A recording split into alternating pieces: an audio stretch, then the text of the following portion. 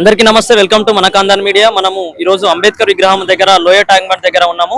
మనతోని అడ్వకేట్ కాసర్ల మధుసూదన్ గారు ఉన్నారు. మరి నీట్ కు సంబంధించినటువంటి లీకేజ్ పై, ప్రభుత్వం వ్యవహారంపై మరి ఏమంటారో ఒకసారి అడిగి తెలుసుకుందాం. చెప్పండి సార్, ఏమంటారు మీరు? నీట్ కు సంబంధించిన లీకేజ్ పై మీరు ఏమంటారు? ప్రధానంగా దేశవ్యాప్తంగా యువత జనరేషన్ జెడ్ ఎవరైతే ఉన్నారో వాళ్ళు నిరసన చేసే హక్కు లేకుండా కేంద్ర ప్రభుత్వం చూస్తూ ఉంది. గత 3-4 రోజుల క్రితం నుండి దేశవ్యాప్తంగా దేశంలో ఏం జరుగుతూ ఉంది, నరేంద్ర మోడీ గారు చేసిన ఏదైతే దమనకాండ ఉందో, ఢిల్లీ జంతర్ మంతర్ దగ్గర జరిగిన విద్యార్థులపై దాడి ఏదైతే క్రూరమైన దాడి ఉందో, దేశ చరిత్రలో ఎప్పుడు లేని విధంగా పోలీసులు లాఠీలకి మేకులు పెట్టి విద్యార్థులని వాళ్ళ తలలు బలగొట్టి వాళ్ళ కాలు చేతులు రక్తసిక్తమయ్యేటట్టు కొట్టడం జరిగింది. మరి దేశంలో ప్రధాన మీడియా సేవంతి చూస్తూ ఉంది. దేశంలో ప్రతిపక్ష పార్టీలు, అది ఏ పార్టీ అయినా, మిత్రపక్ష పార్టీలైనా, ఒక బీజేపీ పార్టీ తప్ప అన్ని పార్టీలు, సమాజ్వాదీ పార్టీ అయినా, మరి బీఎస్పీ అయినా, మరి కాంగ్రెస్ పార్టీ అయినా, లెఫ్ట్ పార్టీలు కూడా అందరు గొంతెత్తుతా ఉన్నారు. మరి సినిమా పరిశ్రమలో ఉన్న గొప్ప గొప్ప యాక్టర్లు కూడా, నసీరుద్దీన్ షా కానీ, సల్మాన్ ఖాన్ కానీ, మరి అదేవిధంగా మరి తమిళనాడు సీఎం విజయ్ గారు కానీ, మరి తెలంగాణలో ఉండే రాష్ట్ర నాయకులు కావచ్చు, విద్యార్థి సంఘాలు కావచ్చు, ప్రధానంగా ఉస్మానియా యూనివర్సిటీ విద్యార్థి లోకం కావచ్చు, అందరు గొంతెత్తుతా ఉన్నారు. మోడీ మోడల్ ఫెయిల్ అయింది. దేశంలో విద్యా వ్యవస్థని మొత్తం భ్రష్టు పట్టించారు. నీట్ పేపర్ లీక్ కావడానికి ఎన్టీఏ, నేషనల్ టెస్టింగ్ ఏజెన్సీ అనేది విఫలమైంది. అంటే విద్యాశాఖ ఆధీనంలో పనిచేసే ఒక పరీక్షలు నిర్వహించే ఒక సంస్థ విఫలమైంది అంటే కేంద్ర విద్యాశాఖ మంత్రి మాత్రమే దానికి బాధ్యత వహించాలి. అలాంటిది పోయి మరి 10ల సంఖ్యలో విద్యార్థులు చనిపోయినా కానీ ఆ కుటుంబాలని పట్టించుకునే నాదులు లేడు. మరి ఆ కుటుంబాలకి ప్రతి కుటుంబంలో ₹1 కోటి ఎక్స్గ్రేస్ ఇవ్వాలి, ప్రతి కుటుంబానికి ఒక ప్రభుత్వ ఉద్యోగం ఇవ్వాలి. మరి నష్టపోయిన విద్యార్థులకి, పరీక్షలో నష్టపోయిన విద్యార్థులకి వాళ్ళ ఫీజు కూడా తిరిగి చెల్లించాలి.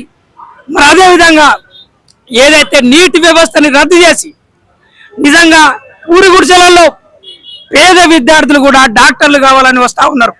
మరి అలాంటి విద్యార్థులకు కూడా భరోసా కల్పించే ఒక చిత్తశుద్ధితో ఒక విద్యా వ్యవస్థని బాగు చేసే ఒక కొత్త సిస్టమ్ ని తీసుకురావాలని చెప్పేసి పోలీసుల పైన కూడా దాడి చేస్తా ఉన్నారు.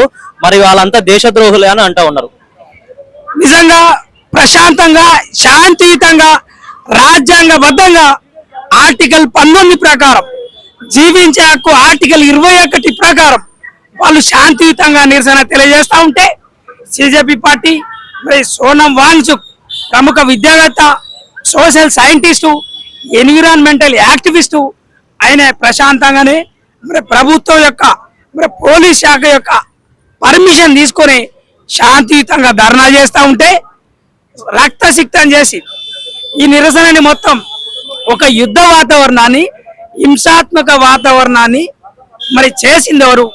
మీ ప్రభుత్వమే కదా, మీ ప్రభుత్వ ఆధీనంలో నడుస్తున్న పోలీసు వ్యవస్థనే కదా. నిజానికి ముమ్మాటికి పోలీసులది కూడా తప్పేలా ఉంది. ఇటు ప్రజల మధ్యలో, ఇటు ప్రభుత్వం మధ్యలో నలిగిపోతున్న ఒక అవమానకరమైన, ఒక దురదృష్టకరమైన వ్యవస్థ. నిజంగా పోలీసుల్ని బాధ్యులుగా చేయవలసిన ఒక కుట్రపూరితంగా మీరు ఏం డిమాండ్ చేస్తా ఉన్నారు? చివరికి మీరు ఏం డిమాండ్ చేస్తున్నారు? ఒకటే, ధర్మేంద్ర ప్రధాన్ గారు రాజీనామా చేయాలి, దానికి బాధ్యత కేంద్ర ప్రభుత్వం వహించాలి. మరి నరేంద్ర మోడీ గారు నోరు విప్పి ప్రజలకు సమాధానం చెప్పాలి. ఒకవేళ చెప్పనట్లయితే ఎమ్మెల్యేలుగా, ఎంపీలుగా మరి దేశంలో యువత పోటీ చేస్తారు. 2028, 2029 వచ్చే ఎన్నికల్లో పార్లమెంట్లో, అసెంబ్లీలో మరి యువత కూడా అధికారంలోకి వస్తారని చెప్పేసి మేము ఈ సభాముఖంగా తెలియజేస్తా ఉన్నాం. ప్రధానంగా విద్యార్థులకి న్యాయం చేయాలి. విద్యార్థి కుటుంబాలకి, చనిపోయిన కుటుంబాలకి, నీటు పేపర్లు లీక్ అయ్యి మరి ఆత్మహత్య చేసుకున్న విద్యార్థులకి ₹1 కోటి ఎక్స్గ్రేస్ ఇవ్వాలి. ఆ కుటుంబాలకి న్యాయం చేయాలి.